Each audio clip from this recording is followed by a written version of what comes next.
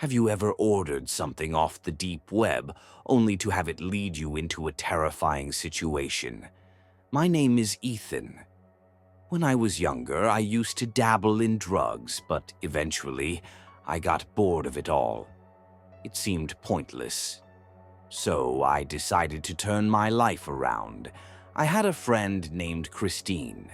She was a bit wild, and one day she told me she could get me the best weed off the dark web.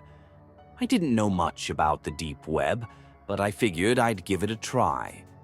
A few days later, Christine told me she had placed an order for the weed. One Friday night, I was alone at home. The doorbell rang.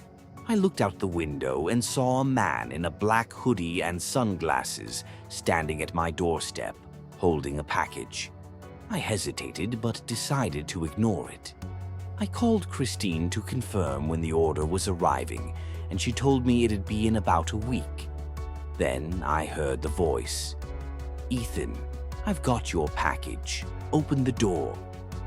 That's when I saw him again, standing by the back door, as though he had known I'd be ignoring him. I didn't know what to do, so I told Christine about it. She immediately suggested I call the police. I did.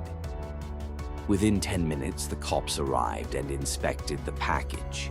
There was nothing inside except some papers. No drugs, no merchandise. I never spoke to Christine again after that. It felt like a betrayal when I needed her the most.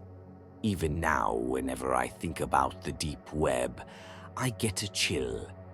That event taught me one important lesson. Trust your instincts.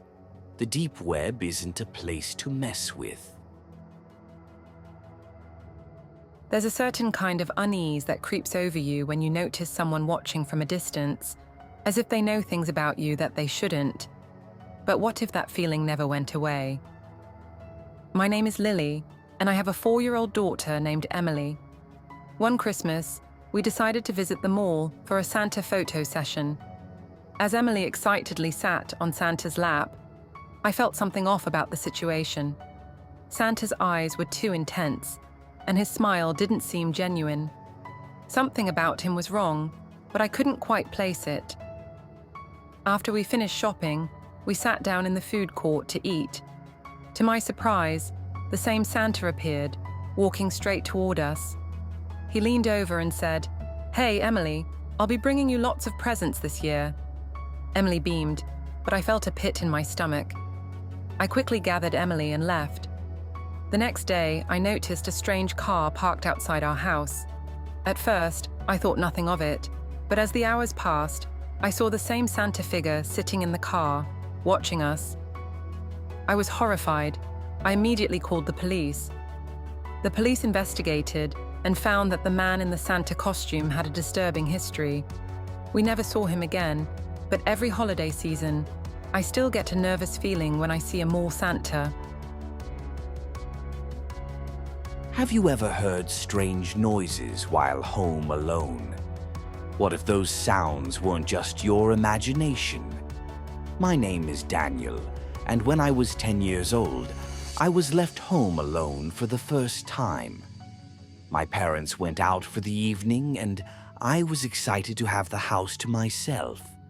I had just started watching a scary movie when the power went out. I was in the middle of the film, so I decided to wait it out, but things began to get eerie. The wind howled outside, and I started hearing strange creaks coming from the hallway. I tried to ignore it, but then I saw a shadow move across the room. My heart raced. I closed my eyes and tried to calm down, but then I heard heavy footsteps. They were getting closer, slowly. Panicking, I ran to the door, but when I opened it, there was no one there. I called my parents and they rushed home. But when we returned, everything seemed normal. To this day, I can't explain what happened that night. Sometimes when I'm home alone, I still hear those footsteps echoing in the distance, and it always reminds me to never ignore the feeling that something is off.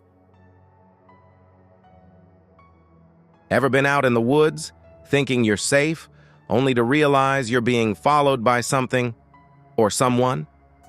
My name is Luke, and in the summer of 2015, I went on a camping trip to the Delamere Forest in the UK. A few of my friends and I decided to spend a few days hiking and camping in the woods. We were having the time of our lives, until one night a group of locals approached us. They seemed friendly at first, but something about them felt strange. Their eyes seemed to follow us too closely, and their smiles didn't quite reach their eyes. Later that night, we noticed a few of them hanging around our campsite, watching us from the trees. Then the sounds of footsteps started. We heard them getting closer, and I could feel my heart pounding in my chest. My friends and I quickly gathered our things and ran deeper into the forest, but the footsteps kept following us. We could hear their voices, but we never saw them.